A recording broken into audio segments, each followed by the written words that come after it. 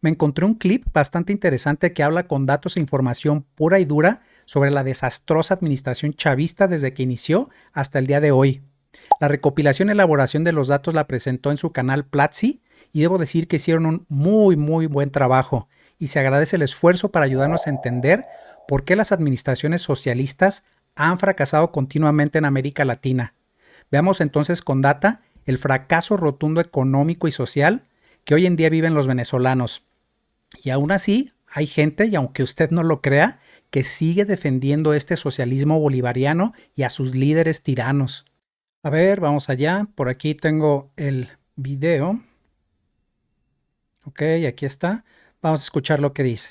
2013, Nicolás Maduro toma el poder en Venezuela y durante toda esta conversación quiero que recuerden ese número, el 2013, porque fue exactamente en el 2013 donde la historia de Venezuela, que ya tenía problemas, se fue a peor. Esta es una gráfica del Producto Interno Bruto per cápita desde el final de la Segunda Guerra Mundial hasta el 2022, donde vemos cómo es exactamente en el 2013 que el Producto Interno Bruto per cápita de Venezuela colapsa. Colapsa de una manera histórica que no se había visto en la historia moderna en otros lugares del mundo, fuera de zonas en guerra, fuera de países colapsados alrededor del Cuerno de África. Y aquí lo hemos combinado con el crecimiento de economías como Colombia y México. De hecho, colapsó tanto que la economía de Venezuela se fue a los niveles de países con muchos menos recursos y con mucha menos población, como Cuba, Bolivia o Nicaragua.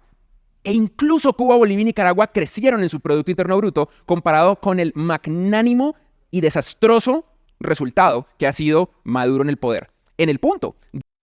Bueno, aquí sí, pues a mí me parece bastante revelador esta gráfica porque vemos justamente, permítanme, creo que ya se acomode algo por aquí. Les decía que a mí me parece muy revelador esta gráfica porque justamente podemos esperar una caída tan estrepitosa de este tipo, quizás en un país que esté pues en conflicto bélico o en una guerra civil interna donde gran parte de sus recursos y de su PIB se destinan a gastar en todo lo que conlleva situaciones tan desafortunadas como las anteriores. Poder. En el punto de que en el índice de cuáles son las ciudades donde mejor se puede vivir en el mundo, Caracas está en el peor lugar de América Latina y en uno de los peores lugares del planeta entero, muy de lejos al resto de capitales de América Latina. Y una respuesta clásica cuando se habla de esto es decir que la culpa es de las sanciones. Las sanciones de Estados Unidos son los culpables, no tienen nada que ver con Maduro o con Chávez, son las sanciones. Exactamente. Esta ya es todo un clásico, la de las sanciones, y lo mismo aplican con el famoso bloqueo a Cuba, donde siempre el enemigo y el culpable de sus desgracias es el imperialismo yanqui, las empresas multinacionales, la ultraderecha fascista y bueno, ya saben, todo ese argot y ese pack de culpables que en los últimos días hemos escuchado a Maduro gritar eufóricamente. Ya ven que ahora trae pleito con Elon Musk, con WhatsApp, con Facebook y recientemente ahora con TikTok. Oigan, pero esperen, ¿qué no se supone que esta plataforma es china y que son amigos? Y que por ende, pues la tendría que apoyar a Maduro. ¿O será que sus propios compas ya también le están dando la espalda a este dictador? Ok, continuemos. ¿Recuerdan cuándo Maduro entró al poder? En el año 2013, pues hablemos de las sanciones. Primero que todo hablemos del país más sancionado que hay previo a la guerra de Ucrania, Irán. Irán es un país sancionado por todas partes, la cantidad de sanciones que tiene Irán no tienen desde ninguna perspectiva comparación con las de Venezuela. Venezuela está así comparado con el nivel de sanciones de Irán. E Irán ha crecido su Producto Interno Bruto per cápita muy por encima de Venezuela. Así que si fue por las sanciones, Irán no lo hizo. Pero las sanciones empezaron en el año 2017. Si ustedes escuchan en redes sociales a una persona que les dice que esto no es verdad y que las sanciones vienen de mucho antes, número uno, esa persona está mintiendo. Eso es mentira. Las sanciones que hubo antes del 2017 fueron a individuos del régimen. Ojo aquí, es importante conocer esta diferencia. Porque una cosa es las sanciones directas a los individuos que colaboran con el régimen y otra distinta los que son las sanciones al país. Entonces ahí sí hay una diferencia sustancial.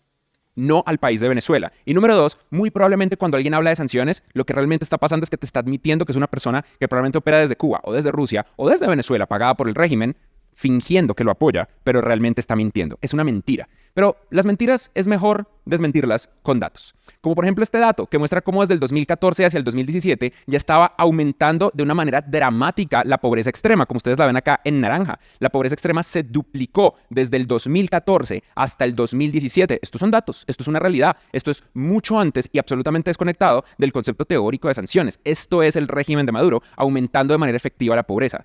el poder de Chávez y de Maduro en Venezuela aumentó sin la menor duda y objetivamente la pobreza en Venezuela.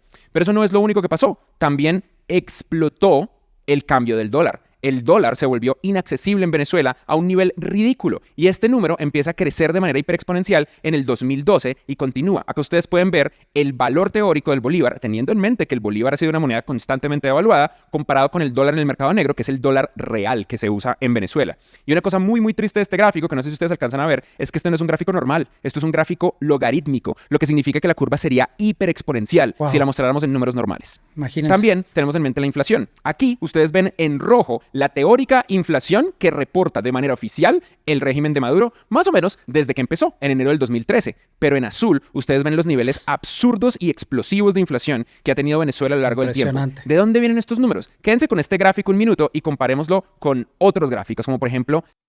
Vean nada más, esto es realmente escandaloso, la diferencia abismal que hay entre la inflación oficial que reporta el régimen y la inflación real amplificada. Vean, en agosto del 2015 alcanzó un 800% de inflación. Es una locura, una locura. La caída, en desgracia, del petróleo venezolano. El petróleo venezolano iba creciendo y el petróleo venezolano es un petróleo muy complejo porque es un petróleo impresionantemente abundante, pero que requiere una capacidad técnica y tecnológica alta para poder extraerlo de una manera productiva.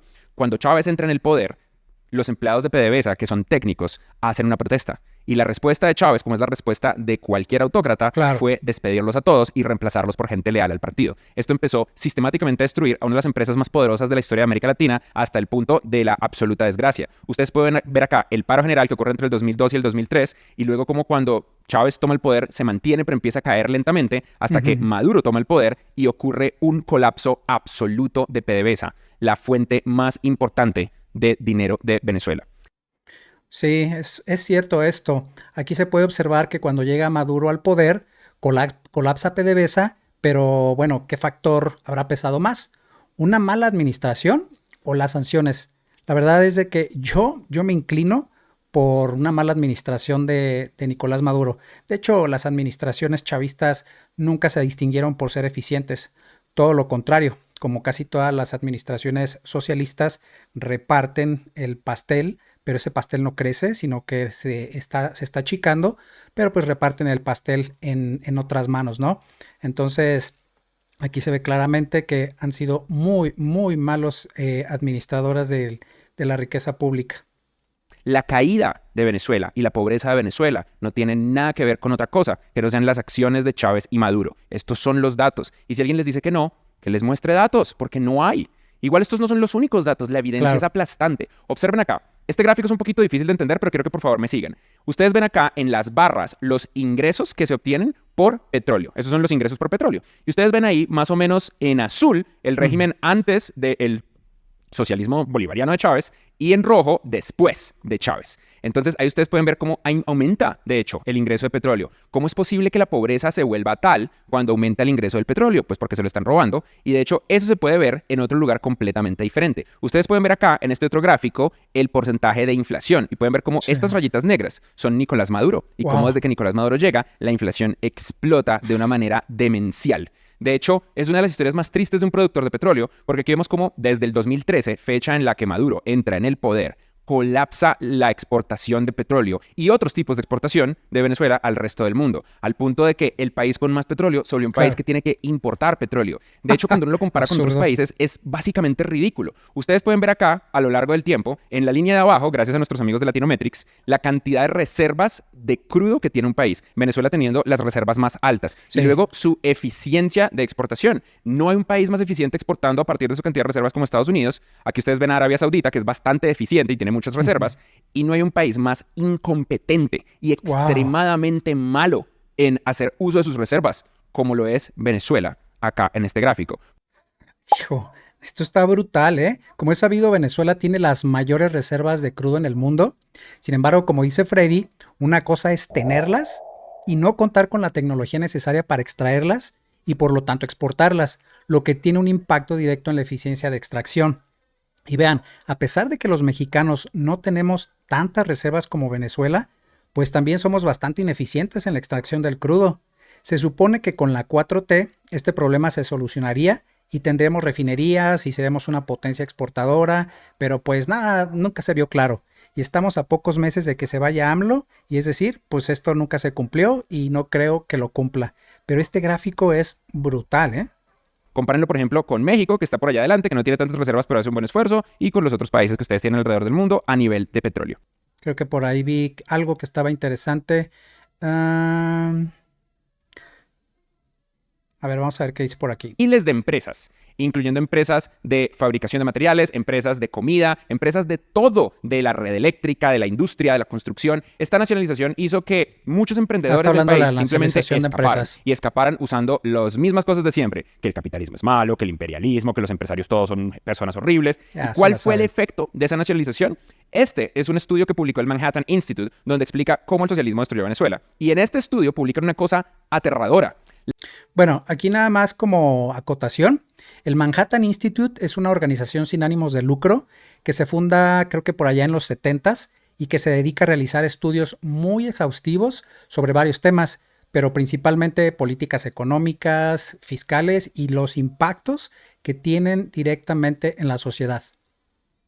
La producción de comida de Venezuela cayó en un 75%, mientras que Uf, la población creció un 33%, lo que por supuesto crea hambre, y esa hambre no es pequeña. De hecho, observen esto. Esto es el gráfico de escasez de comida en Venezuela desde wow, octubre del 2006 hasta uf, enero del 2016. Ustedes pueden ver cómo es, y ya se lo imaginaron, en el 2013, cuando Maduro entra al poder, que empieza a crecer exponencialmente, un número que ya de por sí venía sí, claro, alarmantemente alto, y luego continúa ese entra crecimiento exponencial a lo al largo del cielo. tiempo. El problema es tan grande que en febrero del 2018, Reuters publicaba esta noticia donde menciona que los venezolanos en promedio pesan 11 kilos menos y que el 90% en este momento vive en la pobreza. Y estos son Wow, datos de hace 6 años y en los últimos 6 años imagínense ahora. simplemente se ha puesto mucho, mucho peor. Por supuesto que cuando existe este nivel de hambre tan explosivo, aumenta explosivamente el nivel de violencia y esto convirtió a Caracas en la ciudad más violenta del mundo por muchísimos Claro, años.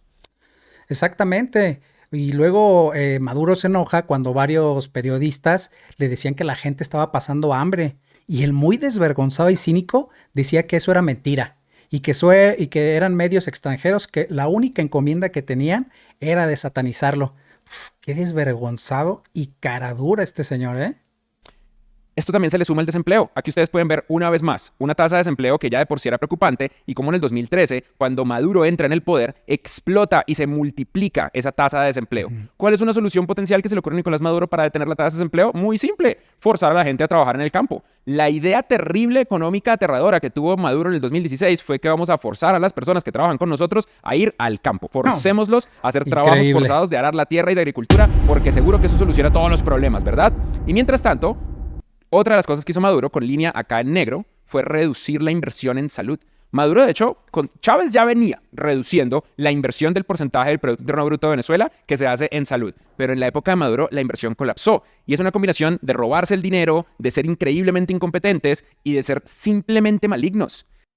A ver, esto me suena tan familiar que fue justamente lo que hizo la 4T en esta administración, pero ya se la saben. Inmediatamente sacan su muñeco de paja y los malos del cuento ahora son las empresas farmacéuticas, son perversas y bueno, se la pasaron culpándolas de su ineficiencia y de su estupidez, no puede ser. Entonces, pues por supuesto que no es una sorpresa que Maduro haya perdido en las elecciones. Por supuesto que no es una sorpresa. De hecho, mi sorpresa es que Maduro haya tenido el 30% de los resultados de la votación, pero que haya perdido de una manera tan contundente. Sí, es correcto eso. Creo que por aquí vi otro dato que me pareció interesante. A ver, déjenme ver. Creo que era por aquí. A ver, creo que era por acá. Vamos a ver. Pero pocas, como esta. ¿Saben ustedes que el cálculo es que para el 2024 9 millones de venezolanos habrían salido de Venezuela? Para el 2024 Sí, 9 era millones de esto lo que venezolanos quería habrán salido de Venezuela. mostrarles. Piensen un minuto en lo que significa que 9 millones de personas se vayan de un país. Eso es vaciar Bogotá. Eso es Uy, vaciar Ciudad de México. 9 millones de personas es la gente que vive en Israel o en Austria. Es más gente que la que vive en sí. Suiza. Es casi el doble de la gente que vive en Paraguay o en Nicaragua o en El Salvador. Es el doble de la gente que vive en Noruega o en Finlandia. Toda esa gente, los echaron de su propio país o tuvieron que irse de su país porque no tenían de otra.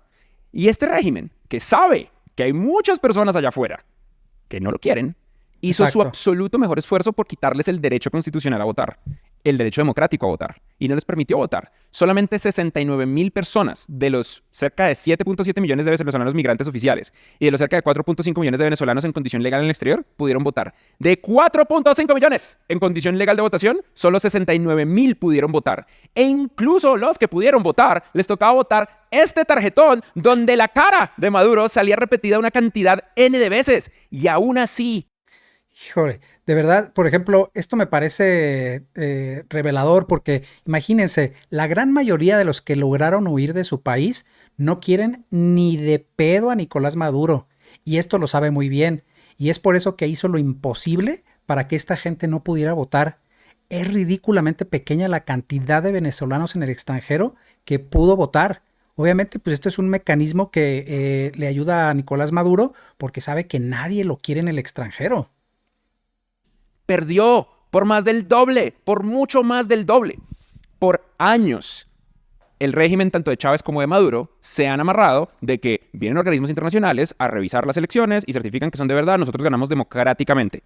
En los últimos años han ido expulsando y expulsando y expulsando personas que han estado verificando estas elecciones. Expulsaron a la Unión Europea, expulsaron a las Naciones Unidas, pero siempre dejaban un instituto que creó un expresidente de Estados Unidos que su objetivo era ser muy justo y mejorar la democracia en el mundo. Y los mismos oficiales del régimen, Maduro, Diosdado Cabello, toda esta gente loca, ¿no? Constantemente decían que este instituto, el Centro Carter, de Carter Center, era en el que había que confiar. Ellos son neutrales, yo creo en ellos. Pues, ¿qué fue lo que dijo de Carter Center? Las elecciones presidenciales de Venezuela en el 2024 no lograron los estándares internacionales de integridad electoral y no pueden ser consideradas democráticas.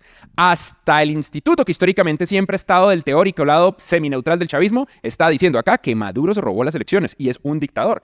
Los institutos confiables y aprobados por la bendita dictadura ahora resulta y dicen que son un fraude y que son de lo peor. Pues obvio, como ya no les gustó que les digan la verdad, ahora pues ya no los quieren si lo desacreditan.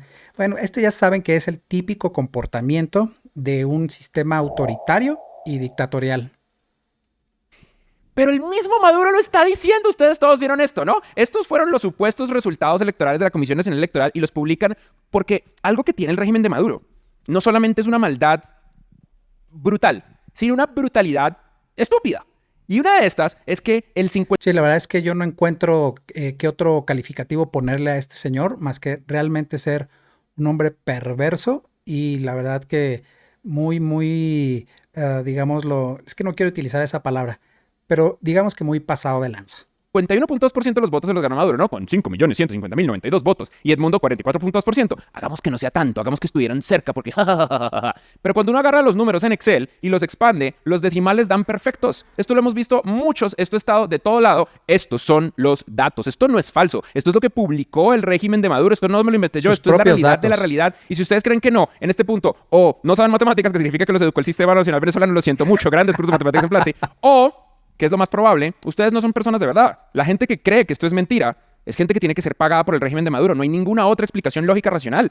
Sí, esto es literal, ¿eh? Tengo una persona que por ahí siempre me comenta las publicaciones y que de plano se saca unas maromas y defiende todo lo que son los regímenes socialistas y es la típica persona que va matando a librazos o que quiere... andar como que evangelizando a alguien con libros de que he leído y que es una persona súper informada, pero aún con los datos, cuando se los muestras, de veras se avientan unas maromas impresionantes. Sigamos. Ninguna otra. Esto es estúpido. Esto es obvio que se inventaron estos números. Se inventaron estos números, pusieron el número que se les dio la gana y no fueron lo suficientemente inteligentes de entender que el resto de los venezolanos sí son inteligentes y pueden hacer una pinche regla de tres. Una regla de tres. Estos son datos absolutamente robados. Pero pues, Venezuela es de los países más corruptos del mundo. ¿Tiene sentido? Tiene sentido porque lo que pasa cuando un país es hipercorrupto es que el talento deja de asistir. Esa es la razón por la que los malos mandatarios presidenciales se llenan de ministros o de embajadores que no saben lo que están diciendo, sino que simplemente son leales. Y esa es la forma en la que se degradan las instituciones. Entonces, por supuesto que Maduro no tenía una sola persona en su régimen que supiera que hay más de 2 decimales en un número. Claro, esto es real, 100%. Este tipo de dictaduras solo se sostienen con focas aplaudidoras que se benefician del erario, porque los que les están dando negocio directa o indirectamente, y muy importante, La lealtad del ejército es fundamental y absolutamente necesaria para evitar un golpe de Estado. Me refiero concretamente a los altos mandos del ejército que le tienen una fidelidad a su jefe supremo. ¿Pero por qué? Porque están recibiendo dinero por medio de la corrupción, por medio de negocios, por abajo del agua, incluso muchos de ellos, no me alejo, pero están metidos en el narcotráfico hasta el cuello. Y bueno, esto ya lo hemos visto con generales de división, o sea, no nos debería de sorprender.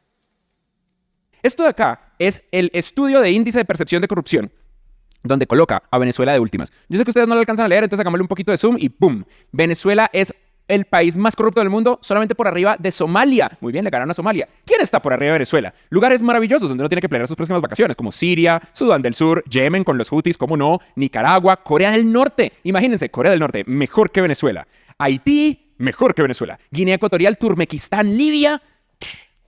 La realidad nueva de nuestro mundo es que estamos en un mundo donde es de dictaduras versus democracia.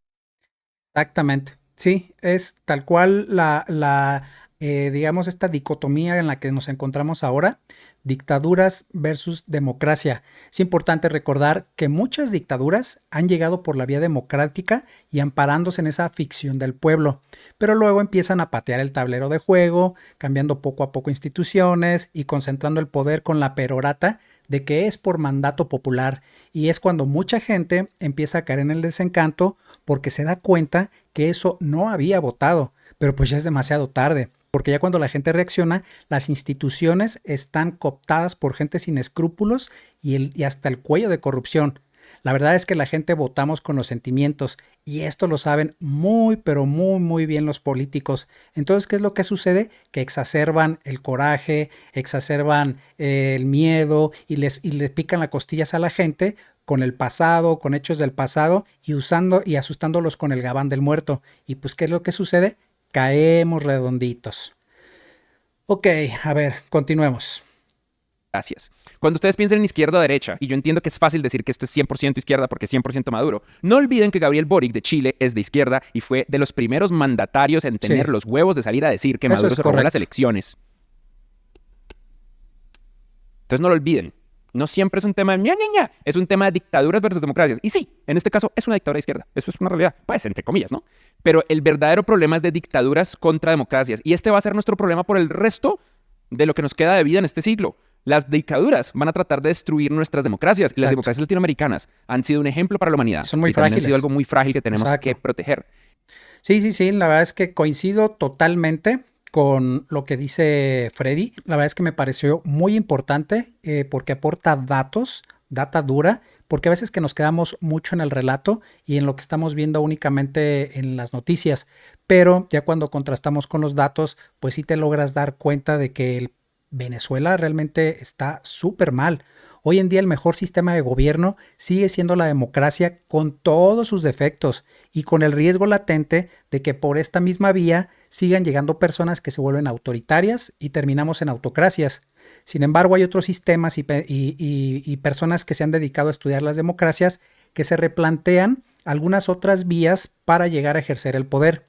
Justamente les platico que ahora estoy leyendo un libro que se llama Contra la democracia de Jason Brennan y defiende un sistema llamado epistocracia, donde el derecho a voto no se obtiene simplemente por ser ciudadano y llegar a una mayoría de edad establecida, sino que el derecho al voto debe de ser ganado y solo para aquellos con un grado suficiente de formación, educación y conciencia política. Pero bueno, ya cuando termine de leer el libro, pues sí me gustaría plantear este tema, que de entrada suena muy antipopular y en primera instancia puede generar rechazo, pero por lo menos a mí me generó bastante interés, ya que yo sí creo firmemente que no porque una gran mayoría tenga el derecho a voto, lo que se elija es lo correcto para una sociedad. Bien, gente, pues yo hasta aquí me quedo. No se olviden, por favor, de comentar, de compartir, de dejar ahí su like para que el algoritmo me dé un poco más de visibilidad. Y bueno, pues nos vemos pronto. Adiós.